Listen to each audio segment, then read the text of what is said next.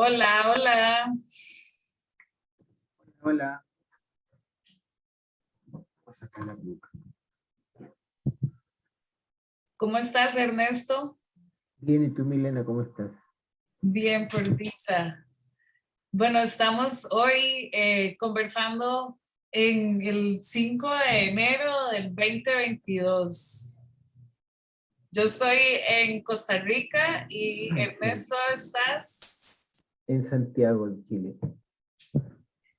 Entonces, bueno, hoy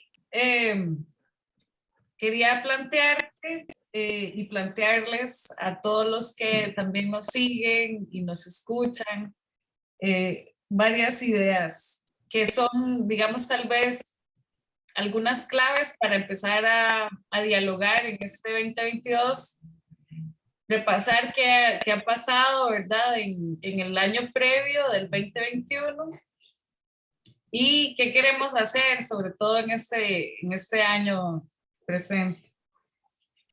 Entonces, bueno, empezar por el principio. Begin at the beginning, dicen por ahí Sí. en una frase que incluso hace alusión al cuento de Alicia en el País de las Maravillas. Bueno, Ernesto, Ernesto San Martín. ¿Quién es Ernesto San Martín? Ah, bueno, yo mm,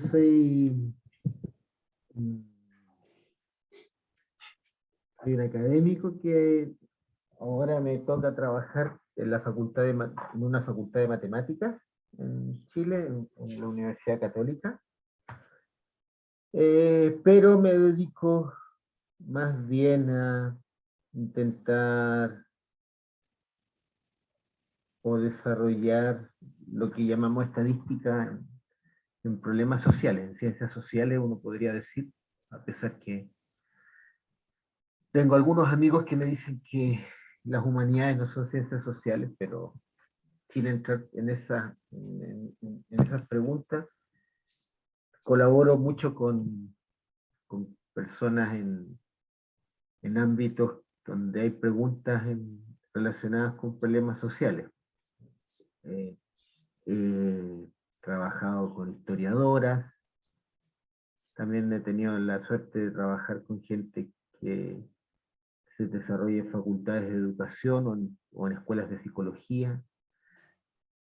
También me interesan los problemas de salud pública y intentando entender un poco lo que ocurre hoy día con la pandemia, a pesar que por lo menos en Chile ha sido bien celoso grupos de investigadores que no comparten los datos y que uno no puede eh, hacer, dar opiniones alternativas a lo que se está diciendo. Eh, y también, bueno, empezar este año a trabajar con colegas eh, que intentan conceptualizar y, bueno, no sé si se puede medir pobreza y ese tipo de, de situación. Así que me dedico más bien a eso y eso significa para mí, bueno, que hay que repensar mucho los métodos, los llamados métodos estadísticos. No creo yo no me parecen buenos caminos de investigación ni inventar modelos y problemas porque sí, que a veces es la tónica de mucha gente, no sé si toda, pero creo yo, de gran parte de los estadísticos que viven en la academia. Y por otro lado, creo que uno puede repensar muchas cosas de la estadística cuando se enfrenta a problemas reales, digamos. Los más reales son los problemas sociales. Así que eso es lo que trato de hacer. Sí, esa es la que yo le llamo la mesoescala. La- O sea, ¿Por qué le llamas así? porque es como, digamos, está la microescala, que digamos sería todo lo que es la perspectiva microbiológica, por así decirlo, en una sola palabra. Ujú. Y después está la escala macroscópica, que tal vez sería donde entra la astronomía, no, la astrología, la astronomía también, las dos, cualquiera de las dos. Y lo que se refiere a cosas más amplias o más grandes que nuestra perspectiva. Y la mesoescala para mí es donde entran todas las ciencias sociales traduciendo ambos lenguajes. Pero acá no son solo ambos, digamos, serían millones de perspectivas que entrarían en juego, tantas como cabezas o seres humanos hubiese en el mundo, digamos así, podrían ser. De esa manera contables. Pero bueno, ahora aquí entra un juego, pero la idea más que todo que sería ese punto del centro donde se traduce la información y entonces entramos en este diálogo, en esta comunicación para hacer eco y saber si estamos entendiéndonos o desde cómo lo estamos sintiendo y cómo aprendemos colectivamente. Okay. Okay. Esa era, sí. Ahora, entonces, bueno, tengo tal vez varias preguntas sobre quién sos, dónde naciste y tal vez, no sé, cómo llegaste a ser Sí, estadístico. yo nací, dame un minutito.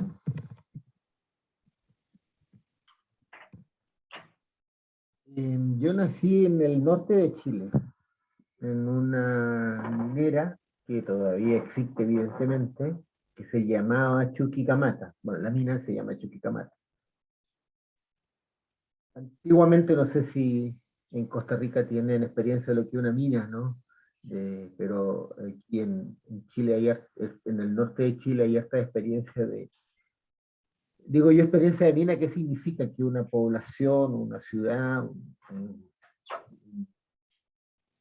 eh, un conglomerado viva en torno a una mina, ¿no? Entonces hay experiencias que han ido cambiando en el tiempo. Yo cuando nací, en Chuquicamata había hace pocos años sido nacionalizado. El cobre fue nacionalizado en Chile en el año 70, creo, 1970. En ese momento era presidente de la República Salvador Allende, y el Congreso Nacional aprobó por unanimidad la nacionalización del cobre, así se llamaba. Y antes de eso, la Chuquicamata pertenecía a una minera americana, norteamericana. Chilean, ¿qué más era? Porque había el letrero, yo me acuerdo era niño y quedaban vestigios, ¿no? Chilean Company, Chilean Kuiper Company, algo así era. Había unos letreros, me acuerdo. Y cuando los gringos llegaron, ellos tenían la costumbre de hacer la mina y hacer una, bueno, lo que nosotros en Chile decimos una población, pero no, a ver cuál sería la expresión. Hacer bueno, ahí hay muchas palabras que me vienen, pero que no son las palabras usuales en chileno, ¿no? Hacer casas, colegios, hospitales. Nosotros le llamábamos en mi época campamento, pero la palabra campamento en Chile tiene otra connotación, ¿no? El campamento que yo viví no es el campamento de la gente pobre. En Santiago la palabra campamento es un campamento, un lugar donde la gente llega a un lugar, se toma el terreno, construye casas de cartón, no hay agua potable, no hay electricidad.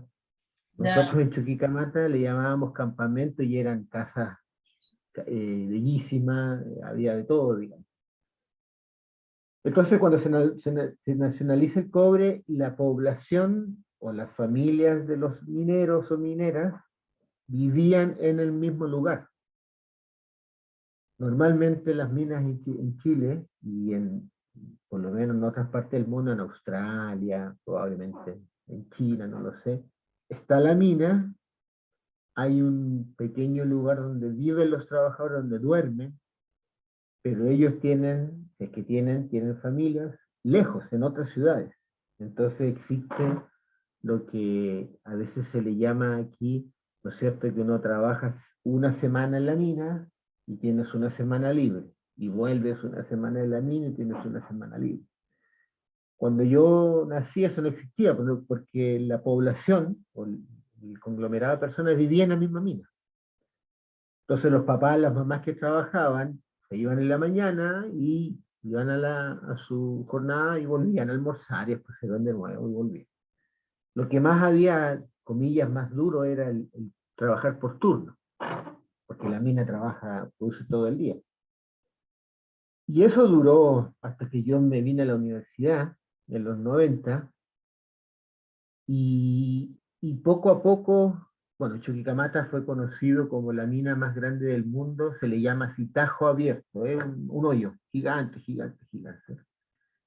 Eh, pero después había tanto cobre en todos lados que el, el, las casas, los edificios, los hospitales, todos fueron siendo destruidos porque había cobre en todos lados. Entonces ese conglomerado se trasladó a un pueblo, a una pequeña ciudad que está a 15 kilómetros al sur, funcionaban como una cuando yo era adolescente, que se llama Calama. Y Calama es una ciudad, era una ciudad, y todavía lo es, que vive eh, porque había ingresos económicos en Chuquicamata. Y en Calama se percibe lo que la gente probablemente tiene la idea de lo que es la vida de un minero. Entonces, en Calama están las canchas de fútbol, en Calama están los prostíbulos, que se supone son actividades que florecen cuando hay mineros. Y eso ocurre en muchas minas del mundo, es exactamente lo mismo. Y hoy día Chuquicamata no existe. Como ciudad, como pequeña ciudad no existe porque es todo mina solamente. Entonces todo el mundo se fue a vivir a Calama y ahora existe como habitualmente es, ¿no es cierto? Hay gente que vive en Santiago y va 10 días, trabaja en la mina, en Chuquicamata, y vuelve en avión a Santiago. Hay muchos vuelos Santiago-Calama, muchísimos vuelos todos los días, porque hay mucha gente que va a trabajar y vuelve a las ciudades grandes, digamos. Eh, y no solamente hasta Chuquicamata, aparecieron un montón de otros yacimientos que cuando yo era adolescente eran lugares que estaban cerrados, que uno íbamos con los niños, con compañeros a explorar, qué sé yo, en la cordillera, en la precordillera, y había un cuidador, si es que uno entraba a esos lugares, estaban cerrados, y ahora son tremendos yacimientos. Entonces ha florecido muchísimo la minería en el norte, mucho más de lo que fue en mi época de adolescente, pero con esta mirada, el trabajador o la trabajadora van, trabajan 7, 10 días, vuelven a una ciudad y después están un par de días y retornan al lugar de trabajo. Y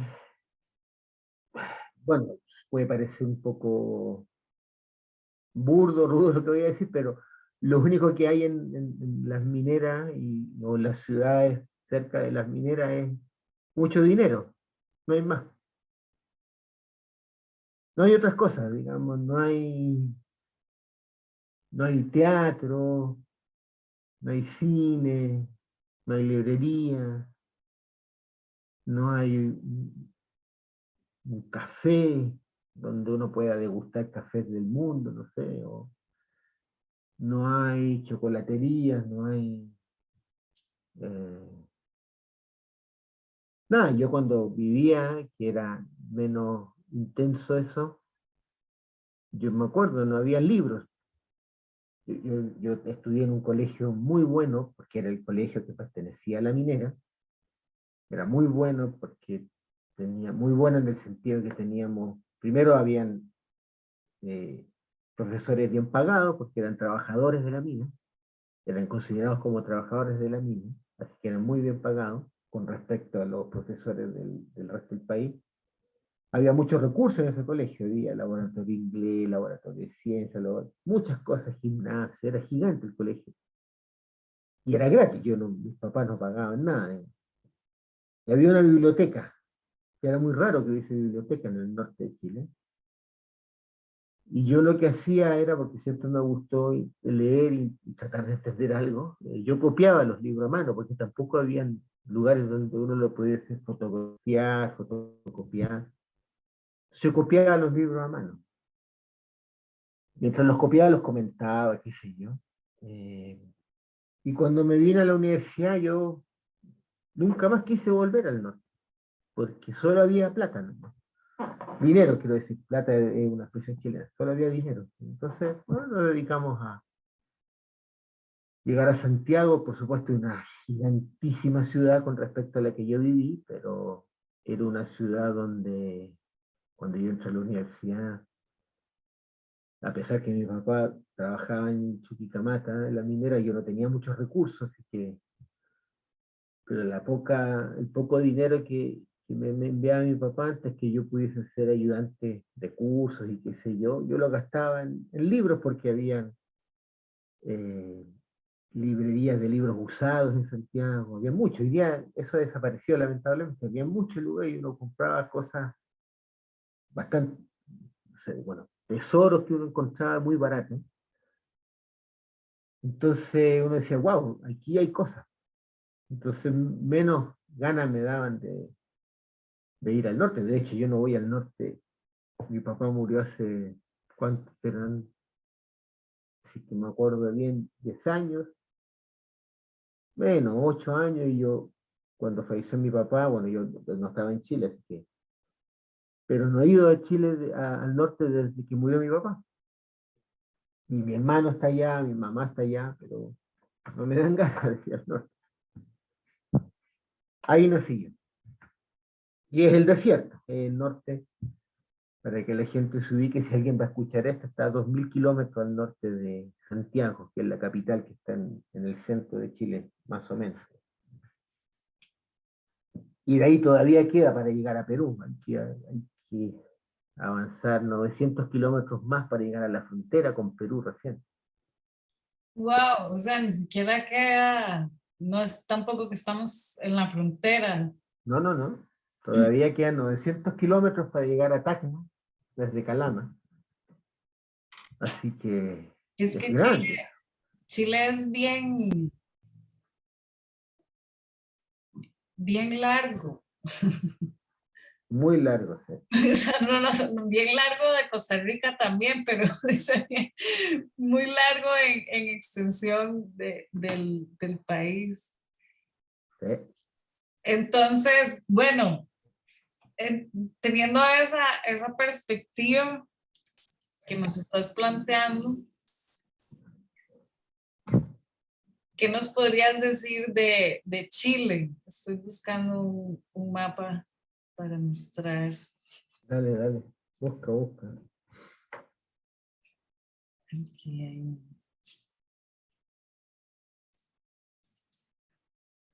Entonces, cuéntanos. Me gustaría que ahora entonces entráramos un poco en qué está sucediendo en Chile. O, bueno, para hacer este ejercicio lo vamos a ir elaborando conforme vaya avanzando el proceso de este año. Pero hoy, digamos, la historia que nos acabas de regalar, que me parece muy interesante y todo, preguntaste también si en Costa Rica teníamos alguna experiencia minera. Sí las hay, sí hay algunos lugares, en especial en la zona norte, y hay diferentes también formas de extraer, en especial acá en Costa Rica lo que se extrae es oro, sobre todo, pero hay muy pocas, está muy diluido, por así decirlo. Entonces, además la extensión de Costa Rica no es tan exagerada como la que sí hay en Chile. Entonces, Vamos a ver si se ve. Pues ahí lo puedes ver. Bueno, ahí tenemos la información de Google, pero sobre todo lo que quería mostrar era esto, que es como la relación que hay, ¿verdad? Acá está Costa Rica, mira, lo tapa el mouse que tengo, ¿verdad? Lo tapa y Chile, ¿verdad? Apenas. Sí, Entonces, o sea, a pesar de que tú estás en el norte, todavía estabas bien lejos de Perú. sí, exactamente, Y ahora, exactamente. de hecho, entonces Santiago tampoco queda muy en el medio, o sea, Santiago también está en la parte Por ahí, claro, norte, por ahí, por ahí, por ahí, por ahí. por ahí, Ahí exactamente. Sí. sale hasta Y la ya parte eran, más, ahí, claro. ahí ya Y de aparece. ahí a Calama hay 2000 kilómetros. Wow, ¿Eh? todo esto. ¿Eh? Y ahora aparecerá la Calama, aquí estaría. Ahí está Calama, exactamente. Wow. Y no has vuelto entonces, ni siquiera a acercarte a ver cómo A está. ver, creo que antes de lo que llamaban en Chile el estallido social, fui con mi familia a San Pedro de Atacama. Eso sí, me gusta mucho la cordillera y la precordillera. Por supuesto que a medida que pasan los años se ha puesto más. A ver, en realidad la mejor expresión sería, se ha puesto más convivial para los turistas. Entonces hay más hoteles, hay más resorts, por La supuesto, gente va de entonces turismo a la mina hay algunos tours para ir a la mina, pero lo para más ir a bonito es ir conocer. a la cordillera. Lo más bonito era la cordillera, es ir a San Pedro de Atacama y de ahí subir la cordillera, visitar los pueblos.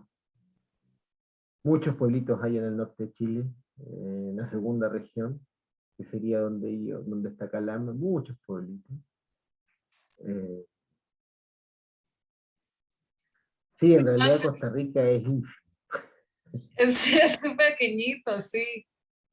Es lo que es extenso en Costa Rica es la porción de océano o de área marítima, que es porque comprende casi que toda esta parte, ¿verdad? Incluyendo por acá debe estar, vamos a, no, esta es Isla Isabela, no, lo dice un poco más por acá hay una isla, Y se llama la isla del Coco, pero ves, acá está, es que es más pequeña. Esta y isla lo- pertenece a Costa Rica, y dime los vecinos, pero eh, ahí se desaparece. los vecinos concuerdan que todo ese mar es de Costa Rica. Eh, sí, es curioso porque esa pregunta, ¿verdad? De con qué limita Costa Rica, la gente diría que con Nicaragua y con Panamá, pero en realidad también limitamos, eh, creo Con que incluso Ecuador. una parte hasta con el Ecuador, sí, y con aguas Perfecto. internacionales. Ya. Sí, lo Porque que nosotros en sucede Chile, es que hay una cordillera submarina. Vamos a ver si sale. Hay una cordillera, todo esto eh, acá en este mapa no se ve tan bien, pero básicamente desde la península de Osa hay como toda una serie de montes submarinos que van a dar a emerger y conectan la isla del Coco. Entonces, esa es como decir la característica geológica que hace que sea parte de todo esto. wow, interesante. ¿Me ibas a decir algo? No, no, no. Bueno, entonces, la otra pregunta que pensé que aparecía en ese nivel. La otra pregunta es, bueno, ¿cuál es la actualidad de Chile? Y en este sentido, tal vez ese es un salto que quiero dar, ¿verdad? Bueno, incluso esto que estás contando sobre, o sea, de tu infancia y el cobre representa uno de los grandes recursos que hay, que ha hecho, digamos, potente a Chile. De ahí que entonces, bueno, y recientemente en los últimos 2 años, ¿verdad? Chile ha tenido todo un movimiento político, ¿verdad? Bueno, tú nos puedes contar mejor que yo, ¿verdad? que, que estás allá, que lo has vivido. ¿Qué está pasando en Chile y qué ha pasado en los últimos meses o cómo es tu lectura? En especial me gustaría que pudiéramos perfilar, ¿verdad? ¿Quién es el presidente actual de Chile? Porque acaba de haber un cambio, ¿cierto? Entonces, yo he estado viendo alguna información que ha estado llegando, pero no quería hacerme ninguna idea y entonces quise preguntarte, bueno, ¿quién llegó al poder ahora? Ya, a ver. Bueno, por supuesto, esto es como yo es una percepción, ¿no? Como yo lo veo, digamos. A ver, bueno, probablemente todos saben, ¿no es cierto? Tuvimos elecciones nosotros en Chile desde el año, probablemente desde el 2006 en adelante, el presidente o presidente de la República dura en ejercicio 4 años y no hay reelección. En nuestro país no hay reelección de presidente o presidenta. Los miembros de la Cámara pueden ser reelegidos indefinidamente, si bien recuerdo. Eh, y tuvimos elecciones en noviembre, la primera vuelta. Bueno, ahí hubo elecciones de presidente de la República, el Senado, la Cámara de Diputados, algo que se le llama core, que son las personas que están en el consejo municipal de cada municipio. Entonces ese día que ahí uno iba a votar, en noviembre eran 4 papeletas. Es importante porque la papeleta de los cores, por ejemplo, es una cosa muy grande, muy grande. La de los diputados también, entonces llegaba la persona y tenía que votar por 4 distintos poderes del Estado, muy difícil probablemente para muchas personas. De hecho, yo mismo cuando voté por Core, yo no conocía a nadie, no me informé tampoco, así que lo dejé en blanco. Y nosotros tenemos una legislación que dice que para el presidente o presidente de la República gana si es que tiene la mayoría absoluta, es decir, un poquito, el 50% más un voto, digamos. Para la elección que ocurrió, nosotros teníamos un candidato de lo que se llamó la coalición de gobierno que comenzó a gobernar una vez que terminó la dictadura en Chile, que se llama la Concertación, después cambió un par de veces de nombre, y era una candidata que hasta el momento en que fue candidata, ella era la presidenta del Senado, y era una persona que pertenecía a la democracia cristiana, pertenece a la democracia cristiana. En Chile sería se asocia más o menos a la democracia cristiana con el centro político. Había un candidato muy extraño que ya había competido en la elección antepasada, digamos, que se llama Parisi, una persona que se supone es un movimiento político que se llama eh, el Partido de la Gente. Ya después voy a comentar ese tipo de designaciones. Muy extraña la participación de él porque eso fue un vacío que tenemos legal en nuestras leyes, digamos, él nunca estuvo en Chile. Él hizo toda su campaña desde Estados Unidos. Y la hacía por internet, qué sé yo. Entonces, no participó en los debates televisivos, etcétera, etcétera. Se llama Parisi, Franco Parisi. Y que además estaba todo esto involucrado con problemas legales que él tenía, porque él no ha pagado, por lo que salió en la prensa, que yo creo que es bastante exacto, no ha pagado su pensión alimenticia por años.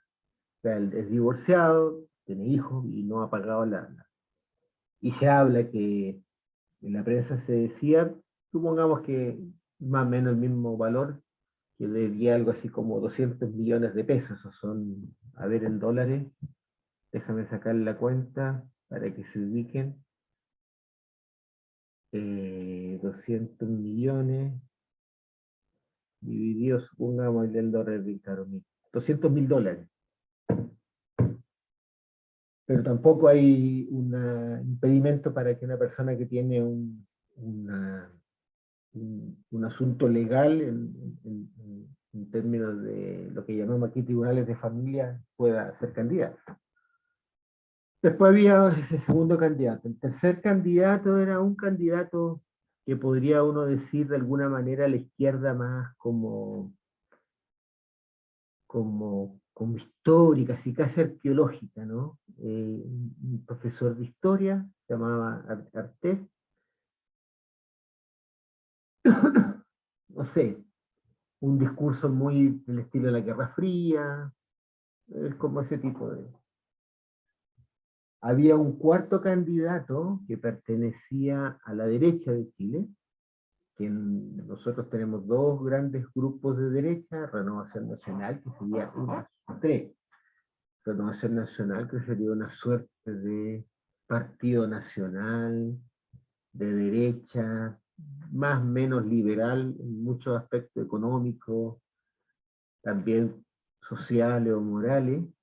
Después tenemos Evópoli, que es más o menos del mismo estilo, un partido más bien liberal, y un partido que se llama Unión de Demócratas Independientes, que es un partido de derecha que estuvo muy asociado a la dictadura militar, porque los fundadores de la UDI fueron miembros de lo que se llama la dictadura cívico-militar, un partido que siempre se autodenomina popular, así como la gente en España, los partidos de derecha que son populares, se dicen populares porque van a tratar de, o sea, como encontrar y encuentran votantes en, en medios socioeconómicos bajos, qué sé yo.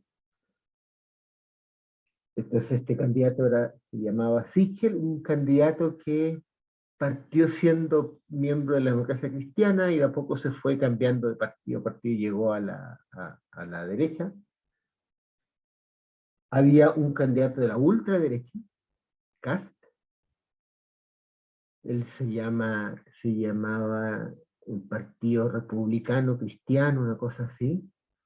Un partido sumamente liberal en cuestiones económicas y extremadamente conservador en cuestiones sociales, digamos, morales. Y el candidato, Gabriel Boric, que es un candidato de una nueva coalición política que surge poco a poco a partir más o menos del 2010-11, ¿ya?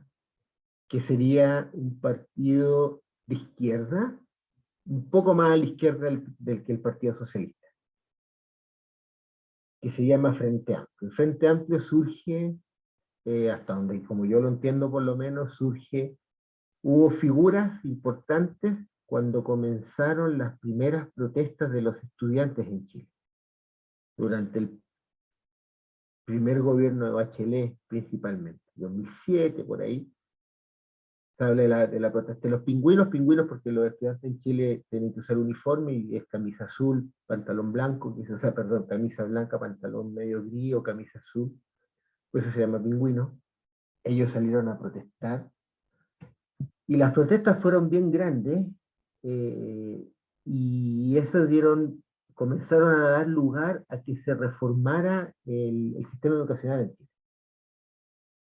Hay una historia larga, qué sé yo, hasta cuestiones importantes que ocurrieron y en las cuales también, como estadístico, habían varias cosas que nosotros pudimos desarrollar a partir de, de las demandas de educación de calidad, poder mejorar la educación pública, cambiar las leyes de educación que habían quedado amarradas desde la dictadura también en el 89, imagínate, la Ley General de Educación cambió el 2012, 13, recién.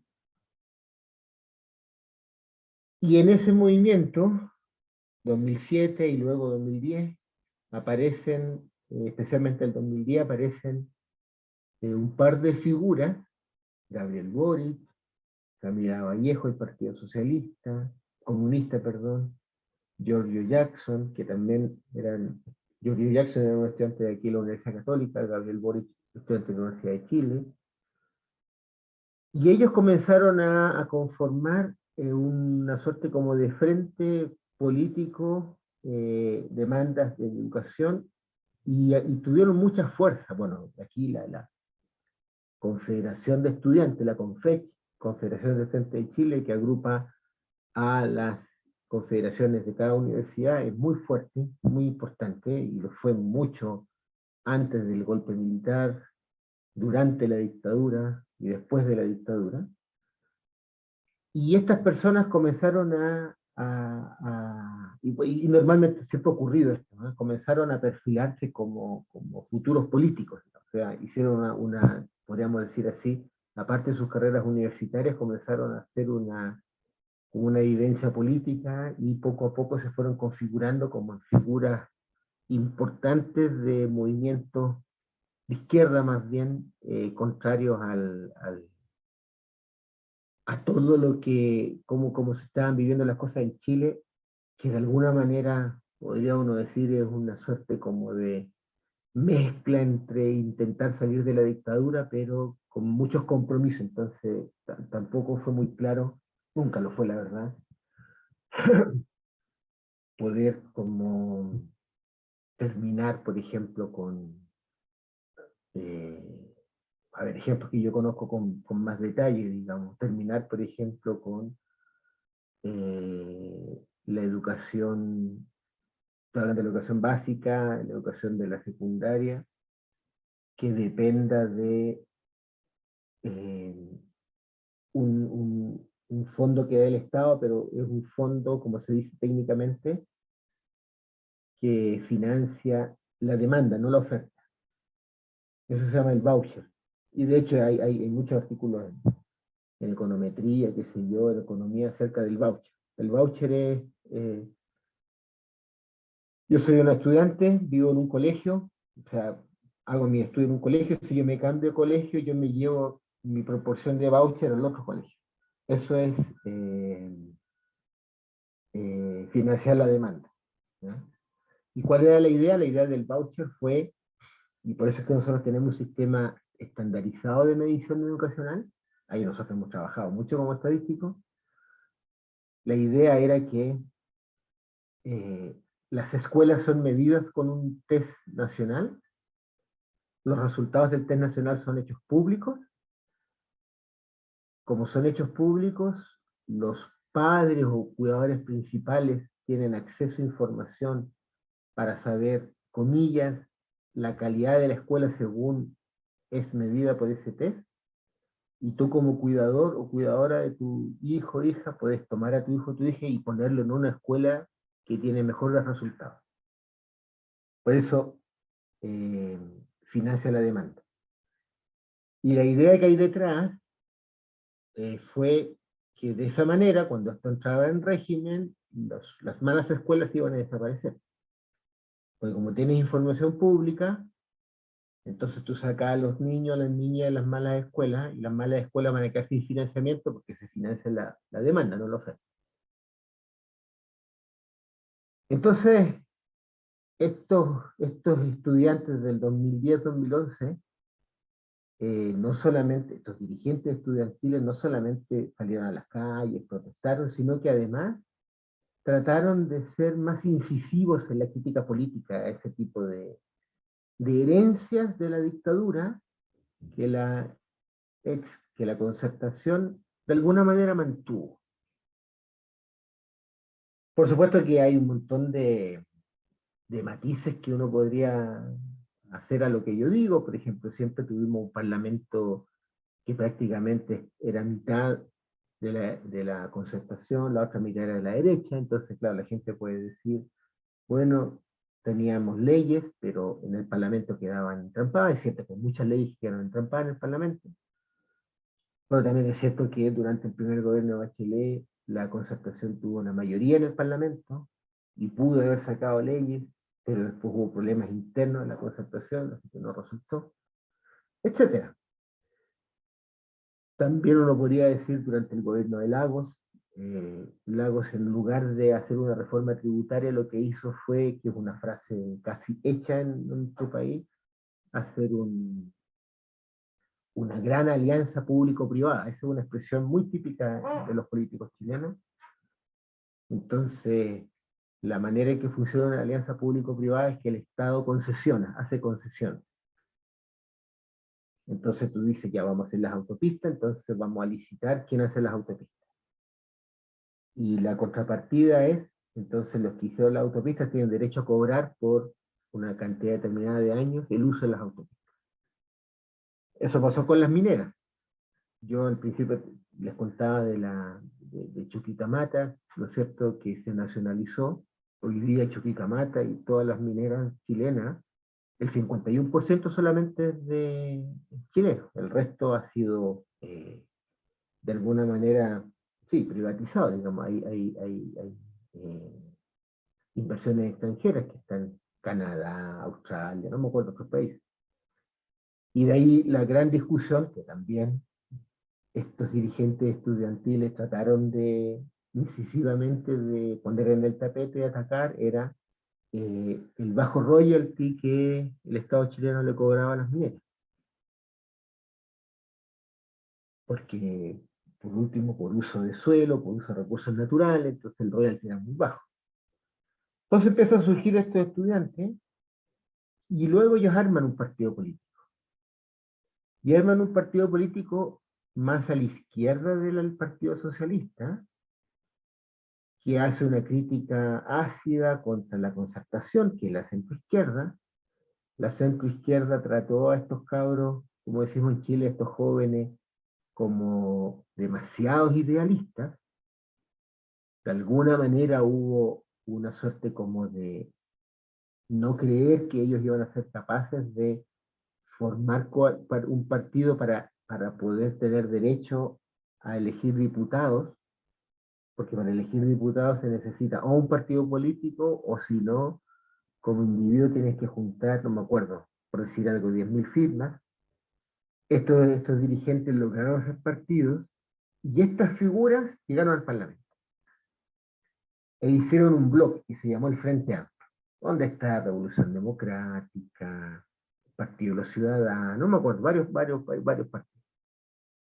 Lograron alcaldías también, que también era una cosa igual importante en términos políticos. Ganaron alcaldías en Valparaíso, no me acuerdo, en otras ciudades. De hecho, en la última elección de alcalde ganaron la alcaldía en Santiago Centro, que es un lugar socialmente importante y políticamente importante. Entonces fueron creciendo. En el Parlamento tuvieron lograron tener, no me acuerdo, un grupo importante de diputados, lo cual es importante en nuestro país porque cuando hay leyes importantes se requieren quórum. Quórum, nosotros usamos la palabra quórum en el sentido de tener un mínimo no un mínimo de los que están presentes en el Parlamento, sino un mínimo de votos. A eso le llamamos quórum. No es el mismo sentido usual. Entonces, por ejemplo, cambiar un artículo de la Constitución requiere un quórum de, si me acuerdo yo bien, de 2/3. Entonces, muy, se hace muy difícil cambiar algo en la Constitución porque realmente tienes que llegar a un acuerdo fuerte con varias otras coaliciones. Entonces ellos fueron creciendo y formaron este gran conglomerado.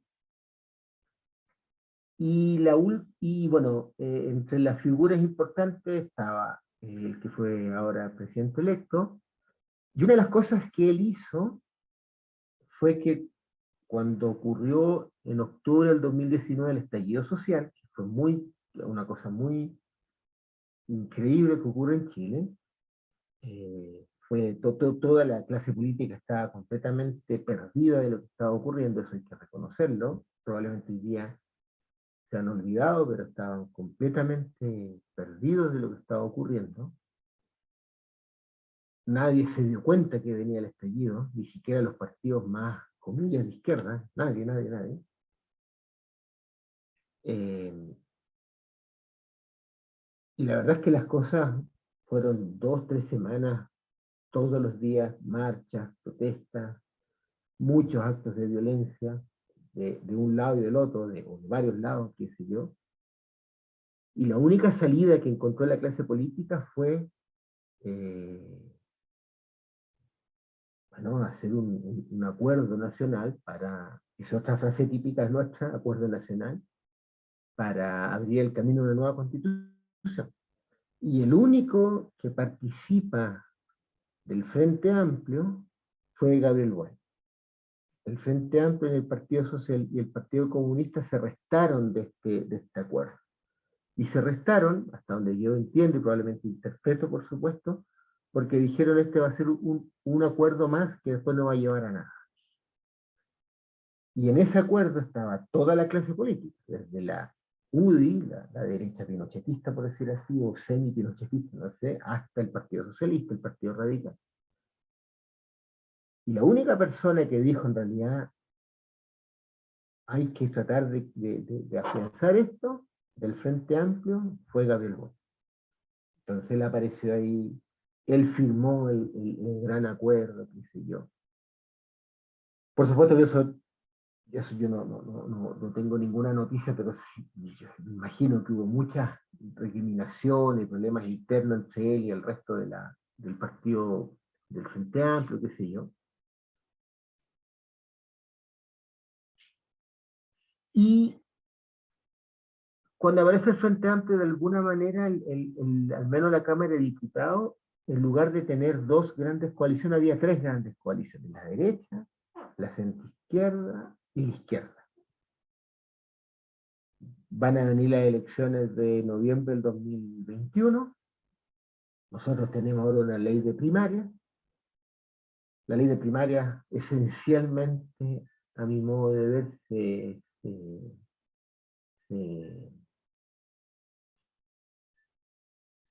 se aprobó en Chile para poderle dar legitimidad a los partidos políticos, porque la gente estaba bastante, ¿cómo lo diría? Desafectada de los partidos políticos, y una manera de mostrar esa desafección es que siempre se hablaba de, bueno, los partidos decían entre ellos quiénes van a ser los candidatos, sus cocinas internas, etc. Entonces las primarias de alguna manera querían evitar eso. Y cuando ahí se van a hacer primarias, la derecha hace la suya y la ex concertación o la centroizquierda no quiso hacer primarias con el Frente Amplio y el Partido Comunista. Entonces el Frente Amplio y el Partido Comunista hicieron su primaria, la derecha hizo su primaria, la ex concertación no hizo primaria. No hacer primaria significa que el Estado no te financia un montón de cosas, digamos, propaganda en la televisión, gastos electorales, etc. En la primaria de la izquierda, frente al Partido Comunista, sale Gabriel Boric, y luego la centroizquierda dice, bueno, para legitimar esto tenemos que hacer una primaria no convencional. En el fondo hicieron votaciones por internet, lo que ocurría, y sale la que yo había dicho, Proboste, por la democracia cristiana. Yo creo que ahí hubo un gran error, pero claro, un error, pero también la centroizquierda siempre hasta donde como yo lo percibo, menospreció el Frente Amplio. Yo tampoco soy ni militante del Frente Amplio ni nada, en todo caso yo solamente me dedico a tratar de interpretar eso que yo he observado. Y bueno, llega la primera vuelta, y la primera vuelta, ¿qué va a ocurrir? Ocurre que París, este personaje extraño, que hace campaña desde Estados Unidos, que le debe plata a su hijo, $200.000, qué sé yo, tiene importante votación, y la verdad es que uno dice, ¿cómo puede ser en Chile, que se supone que se ha avanzado en materia de igualdad de género, de responsabilidades paternales o maternales frente a tus hijos, etcétera? Entonces, si gane alguien así, o sea que quedó, si bien recuerdo, tercer lugar a nivel nacional. Tercer lugar, quedó más arriba que la candidata de la centro izquierda. Tercero o cuarto. No, cuarto, creo que fue cuarto. Más arriba que la candidata de la centro izquierda, más arriba, mucho más arriba que dos candidatos de izquierda, sí, media antigua. Sí, ¿cómo? ¿No? Bueno, los dos que obtuvieron una alta votación fue la ultraderecha, obtuvo el primer lugar, y luego Gabriel Boric el segundo lugar. Creo que fue 28% y 24%. Entonces nuestra legislación dice las dos últimas, las dos más altas mayorías, ya que no hay mayoría absoluta, hacen segunda vuelta. Y por supuesto que también eso fue algo súper, bueno, cada uno piensa, los ciudadanos y las ciudadanas pensarán como les parezca, pero fue extraño que el candidato a la ultraderecha ganara, o tuviera un porcentaje tan alto. Extraño, ¿por qué? Porque en su programa y en los debates televisivos o qué sé yo, era una persona, por ejemplo, que quería hacer desaparecer el Ministerio de la Mujer, que le parecía que los movimientos feministas son movimientos, bueno, es una palabra también muy típica en Chile, ideológicos, que esos movimientos ideológicos no podían estar presentes en las universidades.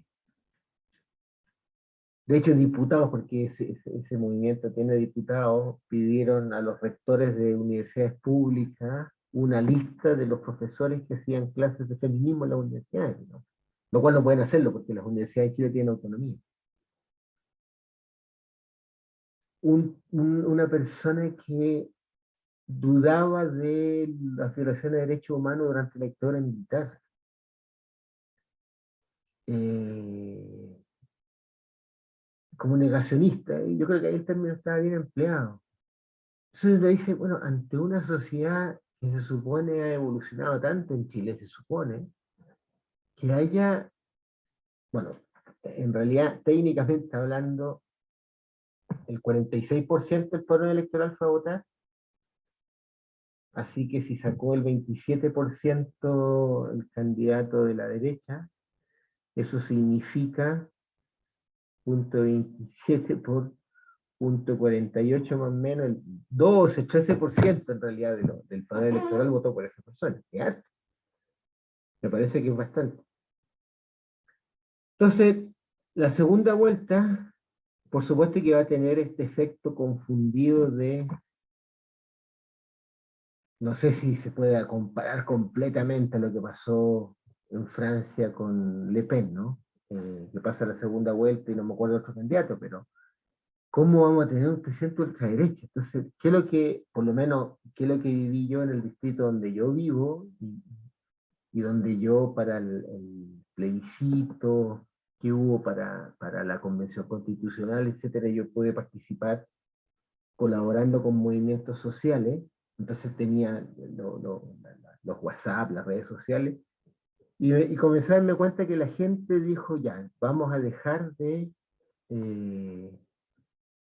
lo voy a decir así, yo creo que, de como yo lo veo, el hándicap de la izquierda chilena es quién es el más de izquierda. Entonces, ¿eso qué significa? Que se fragmentan, se fragmentan, se fragmentan. Entonces, para los movimientos sociales, para estudiantes de universidades como la Universidad de Santiago, Gabriel Boric era alguien no confiable. Nosotros tenemos esta expresión, no sé si se entenderá, amarillo. Amarillo significa que no eres ni rojo, que sería de la izquierda, ni azul, que sería como un partido nacional, no eres amarillo. Entonces amarillo es como sí, no, sí, no. Entonces, es muy, bueno, por supuesto son percepciones. Para gente de la derecha, Boric era de la extrema izquierda, para la gente de la extrema izquierda, Boric es del centro para la derecha. Pero la gente, en la segunda vuelta, yo me fijé, por lo menos en mi experiencia en el distrito donde yo habito, que por supuesto es un distrito de una composición muy extraña, porque está compuesto por 5 comunas, 4 de las cuales son las más ricas del país. Las 4 comunas donde está la mayor votación que rechazó, que rechazó el camino de la nueva constitución, por ejemplo. Pero donde hay movimientos sociales, yo vivo en la comuna de Peñalolén, donde hay muchos movimientos sociales. Peñalolén es una comuna de una variabilidad socioeconómica gigante. Uno tiene desde la gente que literalmente se tomó poblaciones hasta la gente que sería como la izquierda que tiene mucho dinero, ¿no es cierto? Y los ecologistas que viven en comunidades ecológicas, los lugares más caros de Santiago. Pero ahí hay mucho movimiento social y esa gente dijo, vamos a parar la crítica de quién es el más izquierdista y lo que vamos a hacer es vamos a trabajar por el candidato bueno. Por supuesto que la centroizquierda, que ninguneó a Boric por años, y al Frente Amplio dijo, vamos a trabajar por Boric. Boric, por supuesto que tuvo que también de alguna manera aclarar muchas de las cosas de su programa, tratar de mostrarse más abierto también a las corrientes de centro-izquierda. Tuvo buenas ideas, creo yo. Por ejemplo, puso como jefe de su comando en la segunda vuelta una mujer, eh, ¿cómo se llama? Isquia Siche. Siche.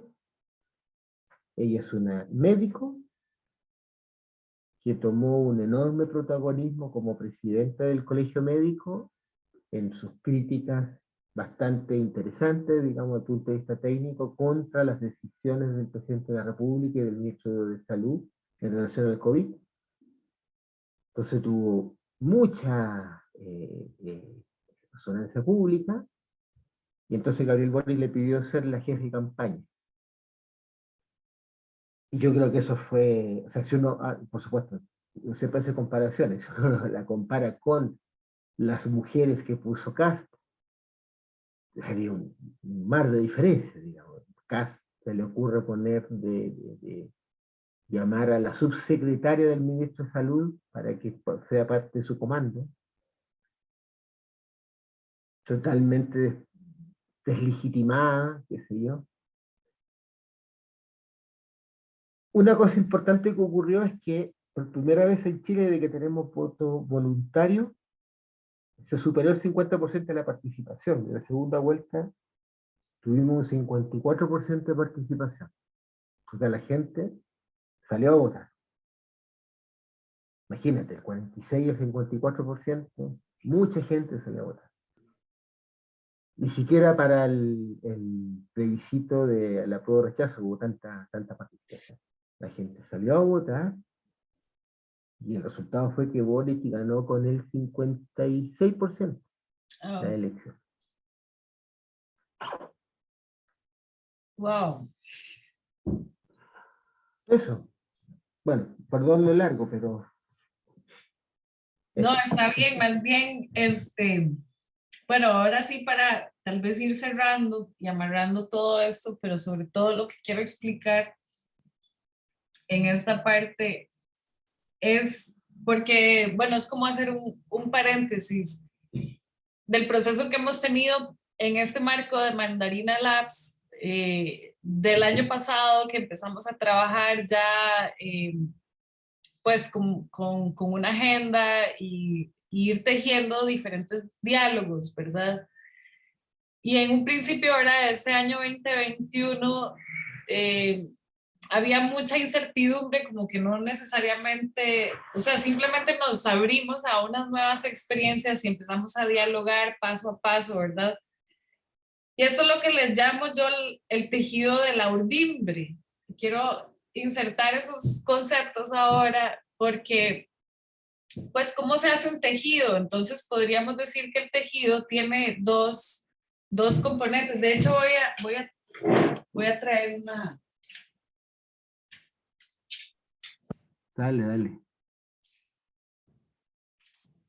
Acá, bueno, es que acá lo tengo insertado también con otro, con una, con un arte que hizo una estudiante, pero acá podemos ver el concepto que quiero mostrar. Entonces, este es un bastidor, en realidad es un Sí, sí. cuadrado, y estos hilos que están acá, que básicamente si los bajo un poco más, ven que, ves que pasan de lado a lado, y entonces hay un hilo que queda más al frente y otro que queda más atrás.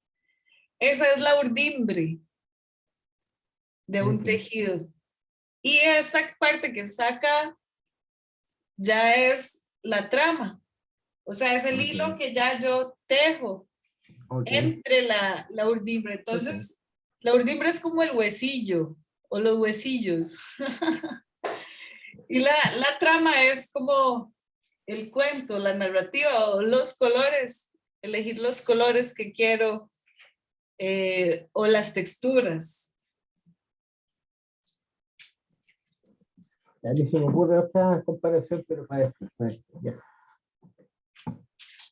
Ya, no, entonces, pues eso un poco es como para ejemplificar qué es lo que estamos haciendo. Y este año todavía para mí estamos tejiendo, todavía parte de la urdimbre, pero también ya empezamos a ver, a definir, ¿verdad? ¿Qué materiales queremos para, digamos, diseñar esa trama, o cómo queremos que sea esa narrativa, esa textura? Y bueno, creo que esta conversación que hemos hecho ha estado súper interesante en varios niveles. Uno es conocer la profundidad, ¿verdad?, de quién está haciendo estos estudios, en especial tú que estás también liderando un laboratorio de ciencias y que tiene todo un concepto transdisciplinario, ¿verdad? Bueno, en el laboratorio tú usas o se usa la palabra interdisciplinario. En Mandarina Labs yo me atrevo o me gusta plantear la transdisciplinariedad, ya, o sea, todos sumergidos sobre el mismo problema y Ah, teniéndonos ok. la paciencia de irnos calibrando. Y para hacer esa calibración necesitamos irnos conociendo, darnos el espacio para esto. Acá quiero acuñar otros, tal vez dos conceptos que han estado presentes en todo lo que has estado planteando. Y uno es la ciencia abierta y también la ciencia lenta, diría yo, o slow science. Let's practice slow science. ¿Y a qué me refiero con esto? O sea, no es así como simplemente tirar los lapiceros y ya no hacer nada, sino que simplemente entender los ímpetus o los potenciales que hay en lo que estamos intencionando, lo que estamos configurando, lo que estamos construyendo. Entonces, ¿hacia dónde queremos que este proyecto avance? Bueno, no es solamente una decisión meramente mía, también hay un diálogo que establecer con las personas que se quieran unir o que ya se unieron, que ya son parte, que ya somos una gran comunidad. Entonces, a partir de ahí, ¿cómo empezamos a definir una agenda, verdad, de trabajo? Y ahí vienen algunas ideas, ¿verdad?, de elaborar algunos cursillos, yo quiero de hecho hacer una ronda nueva de cursillos de metaanálisis y otros tal vez diálogos que tal vez aquí es donde se les agrega más trama, diría yo. O sea, no tal vez se quedan tanto en la urdimbre como diríamos hablar solamente de un aspecto muy abstracto de la matemática, sino también verla con la trama o con la carnita, dirían también, con la carnita puesta. Entonces, bueno, acá es un poco como acuñar la agenda de Mandarina Labs, que también tenemos un chat en WhatsApp y ahí pues ejercitamos de algún modo ese diálogo de manera permanente. Pero estos videos también van a empezar a ser parte de esa pregunta-respuesta, tal vez un poco más en función de construir incluso también una memoria muy bien registrada para poder volver a repasar estos elementos y que nos permita aprender y entonces en cada año que vamos avanzando podamos ir agregando más información. Creo que uno de los objetivos que hay con esto y que quisiera que quede claro es porque ahora estamos y dado, creo que esa es como la ilusión que hicimos cuando ubicamos a Costa Rica y a Chile en el mapa y ese gran océano, ¿verdad? Que está ahí y cómo navegamos dentro de ese océano. Entonces, acá a lo que me refiero también es a la información, ¿verdad? Todo ese océano y ese universo de información que estamos experimentando en el 2022, cómo navegamos dentro de ese océano para obtener las piezas de información que nos sean más útiles para tomar decisiones, ¿verdad? Desde conocer cómo funciona el sistema electoral y conocer la historia. De hecho, hay una frase que ahora es más Vox Populi que otra cosa, pero básicamente lo que dice es, o sea, que quien no conoce su historia está condenado a repetirla de algún modo. Entonces, hacer ese acto que cuando estábamos anteriormente hablando un poco de cómo hacer este diálogo, ¿verdad? Hablábamos de la estadística también como un gran órgano cognitivo a nivel social, ¿verdad? Y que permite elaborar esos registros y que de algún modo diríamos que todos son numéricos cuando estamos hablando de estadística. Pero acá nos damos cuenta que no, ¿verdad? O sea, aunque nos refiramos a o nos hagamos referencia a un solo dato, hay toda una historia que darse cuenta, ¿verdad? Como, bueno, en el caso con vos, toda esa historia de minería, digamos que tal vez yo no la veía si yo no te la pregunto, no la conocía. Entonces, y me parece súper interesante porque es también conocer los procesos y los tiempos y los espacios y cómo se van también tejiendo, ¿verdad? Esos otros hilos que al final nos unen en una gran malla, en una gran geometría. Entonces, bueno, para ir cerrando ya, más que todo sería la pregunta, bueno, de la matemática.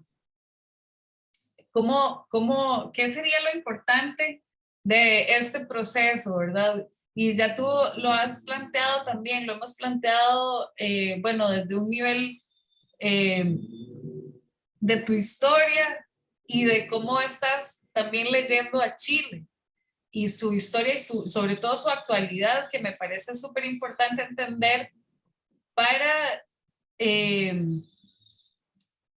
valorar cómo pueden irse tomando las decisiones, qué posibilidades a nivel político y económico hay a nivel regional y que también nos permite a nivel de Latinoamérica colaborarnos, entendernos en esos contextos para poder también colaborarnos de otras maneras y acá es donde viene esa gran necesidad de colaborar. Algo que dijiste al principio es que había mucho celo por los datos y que no se están compartiendo los datos.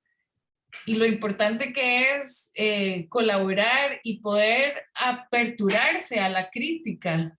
Ese miedo tal vez a veces de quien analiza los datos y quiere ser la persona que dice cómo es las cosas, pero poder llegar a decir cómo se hacen o cómo son las cosas implica haber pasado ese proceso de pulido como esas piedras, ¿verdad? De un río que están al inicio de cierta manera y se van puliendo conforme al proceso, ¿verdad? No es algo así de una sola persona, todas esas historias al final agregan. Entonces, bueno, la pregunta sería, ¿cuál es la matemática de las elecciones? En La este caso. matemática.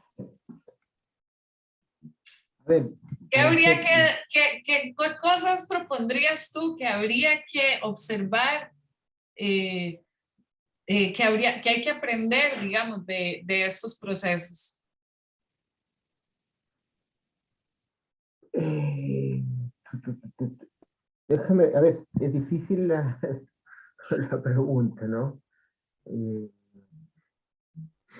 a ver, O tal vez voy a... para especificar también un poco más por dónde quiero, Sí, a ver, dale, dale, dale. o sea, este juego de las minorías y las mayorías, o incluso los juegos de la lotería, ¿cómo se gana la lotería? Ahora, tal vez, ¿cómo se gana la lotería? Quien esté de puesto de presidente y cómo los que estamos del otro lado hacemos que gane. En Costa Rica está pasando un fenómeno interesante porque, bueno, en realidad no me he puesto como a contarlos. A veces hay ciertos números que me gusta dejarlos ahí con cierta incertidumbre, pero hay por lo menos, o sea, hay como 20 personas lanzándose para el puesto de presidencia, ¿verdad? Entonces, pues se ha hecho muy popular el puesto, creo. Entonces, hay más personas que quieren pasar por ahí. Bueno, a ver, déjame ver cómo reaccionar, digamos. Bueno, también desde cómo lo hemos vivido acá, ¿no? A ver, yo creo que hay una primera como consideración probablemente sea, eh, sí, sea qué significa, y también puede trazar un poco la historia que significan los sistemas democráticos representativos, ¿no? Ahí yo por lo menos lo que hemos aprendido en estos años, hay un momento, por supuesto que podría ser un poco arbitrario tal vez, pero existe un momento en el cual se impulsaron los sistemas representativos llamados proporcionales como una eh, reacción frente a lo que se llamó después, o tal vez antes, se llamaba los sistemas mayoritarios, ¿ya? ¿En qué consistían, por lo menos esto a nivel de las democracias parlamentarias? ¿En qué consistían los sistemas parlamentarios mayoritarios? En que en cada distrito, por ejemplo, para fijar ideas, la coalición o la persona, el candidato o candidata que obtiene la mayoría, él obtiene la silla que está en disputa, o el puesto, la representación en el Parlamento. Fíjate que uno puede construir ejemplos que son exactamente el mismo fenómeno que nosotros como estadísticos conocemos como la paradoja de Simpson. Uno puede construir ejemplos donde tú puedes tener que escoges el que gana siempre la mayoría en cada distrito, después miras la representación a nivel global en el Parlamento y te vas a dar cuenta que los que tienen la minoría nacional obtienen la mayoría en el Parlamento. Esa es la paradoja de Simpson. La paradoja de Simpson es, aquí tendríamos las proporciones condicionalmente a los distritos, y después a nivel del Parlamento tenemos la proporción después de marginalizar el distrito. Y va a depender de los tamaños de los distritos y se te van a dar vuelta las conclusiones. Entonces la gente en el año 1890 y algo parece, 80 y algo, no me acuerdo la fecha, perdona, se hace un congreso en Ámsterdam y se llama el primer congreso de ciencias sociales. Y en ese congreso se va a discutir los sistemas, se va a impulsar una agenda europea al menos de los sistemas proporcionales.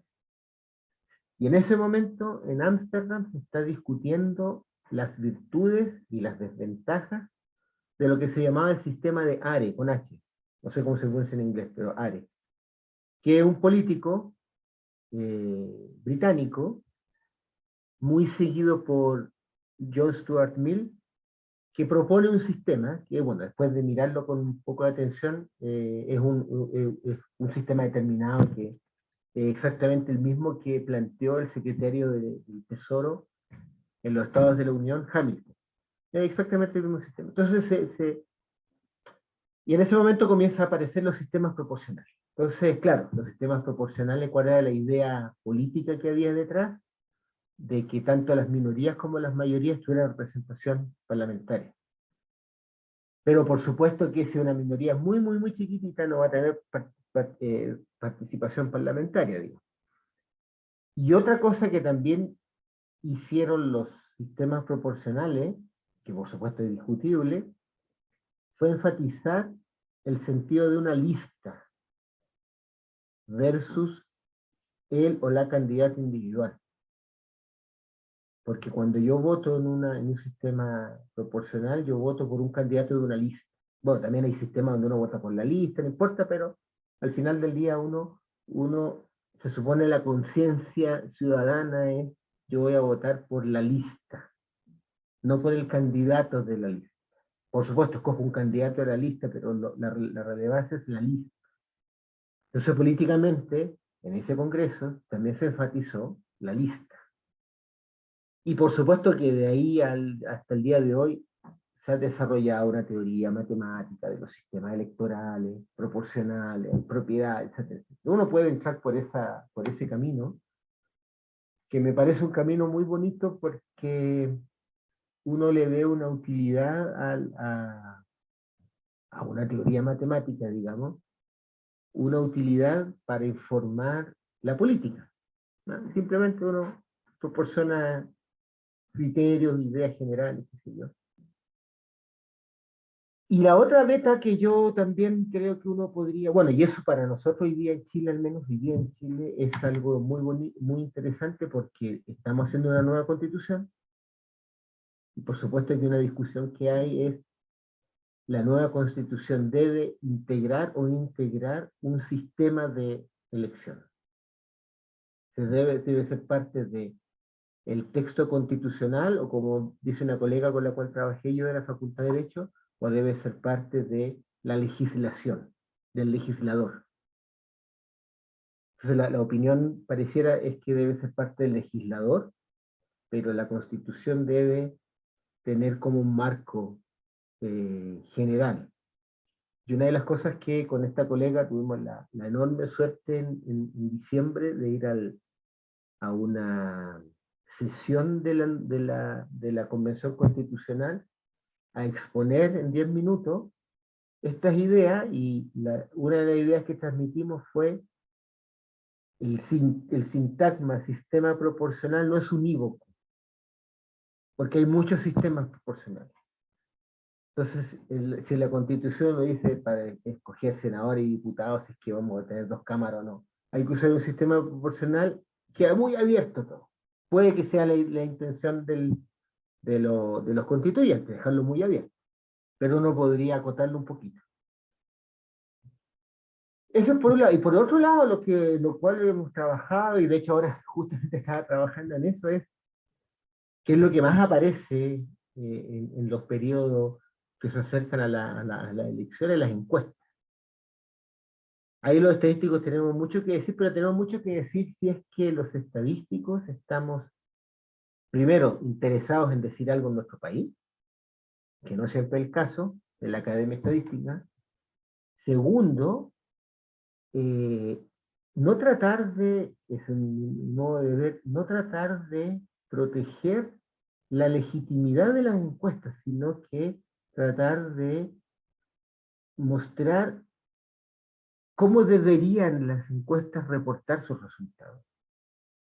Y no el camino contrario, creo yo, que sería como lo que dije recién, protegerlas. Eso yo creo que sería una, una manera interesante en la cual los estadísticos podrían, lo y las estadísticas podrían participar del ámbito público. Por ejemplo, solo el hecho que es fascinante, digamos en términos conceptuales, ¿no? La encuesta no la responde poca gente, entonces, ¿cómo en lugar de usar, aquí voy a usar esta distinción, ¿no? Toda la tecnología estadística que existe para imputar no respuestas, que a mi modo de ver es crear una fantasía. Yo creo que creamos una fantasía, y como tú decías, o para tomar un término que usaste hace un momento, y así nosotros echamos a perder la información, en lugar de crear una fantasía, deberíamos tratar de educarnos y educar a la gente para que pueda reportar los resultados teniendo en cuenta la no respuesta. Recién yo, estábamos hablando, ¿no? Te decía yo que no me cabía en la cabeza como persona común y corriente que el 27% de las personas que fueron a votar hubiesen votado por la ultraderecha. Y después yo saqué la cuenta, yo te dije, no, 27% del 48% que fue a votar. O sea, en realidad, un 13%. Ese simple ejercicio es querer reportar un resultado teniendo en cuenta la respuesta.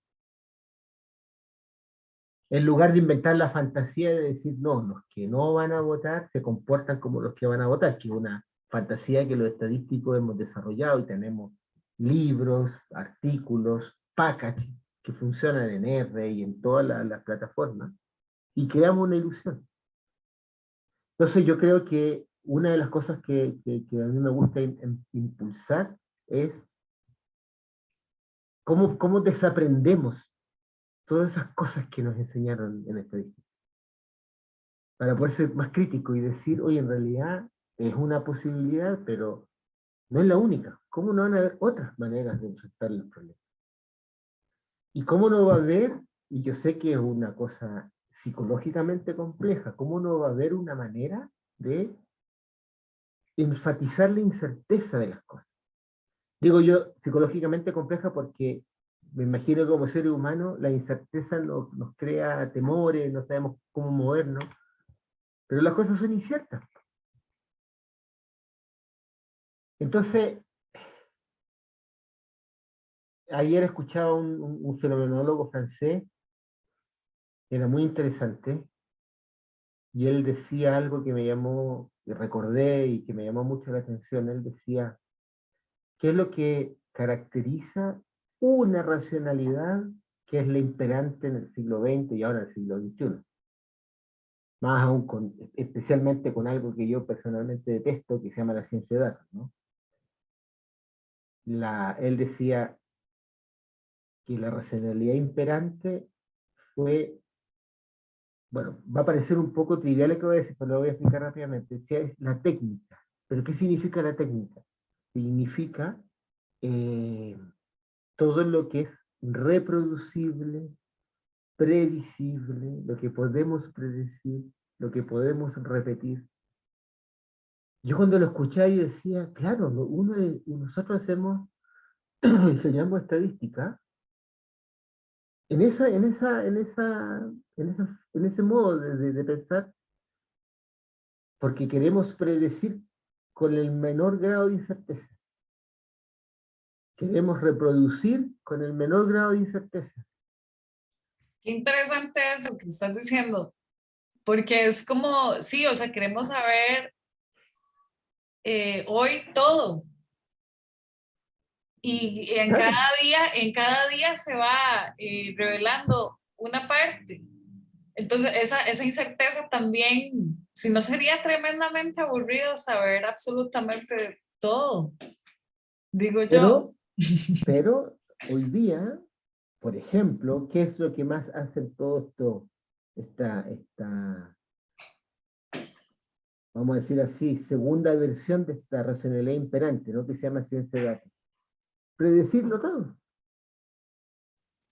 Y hoy día, ¿cuál es la, comillas, viene entre comillas, el desafío, comillas, comillas, comillas, comillas, científico a la ciencia de datos?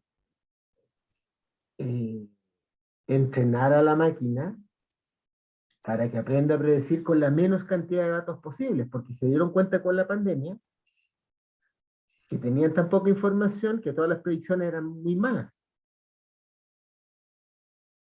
Y nosotros tenemos, y por eso digo yo, desaprender, tenemos la oportunidad de usar una disciplina que tiene un gran protagonismo en la racionalidad técnica imperante para poder probablemente al menos matizar esta racionalidad. ¿Y cómo hacerlo? Aprender a intentar expresar las incertezas. Correcto. Wow, Ernesto, ha sido súper. Hemos estado ya, o sea, creo que ya estamos como empezando a palpar un poco de las preguntas, tal vez en primera instancia. Y que tal vez sea más sencillo invertir tiempo definiendo bien las preguntas que tenemos, más que encontrando esas respuestas para poder entender cómo abordamos esos problemas o esos retos que nos planteamos en esas preguntas. Entonces, bueno, creo que ha sido como súper rico todo este ejercicio y me parece que deberíamos de definir, bueno, continuamos profundizando en esta conversación, podemos también definir otros temas. Sería bonito entonces, más bien sí, compartir este video, este espacio o esta pieza. Y entonces también esperar el diálogo de los otros, ver cómo reaccionan y ver qué preguntas surgen, qué otros elementos, o incluso qué preguntas tendrían, ¿verdad? Para este espacio, o sea, qué podemos abordar. Exactamente. Sí, sí, sí. Se me ha acabado a mí el tiempo, pero ha sido súper bonito encontrarte en tu mañana. Sí, sí, ya aquí en Gracias. Ya, Milena, Gracias por todo y estamos en contacto. estamos en contacto, sí. Sí, sí, Pura vida. Gracias. sí. Chao.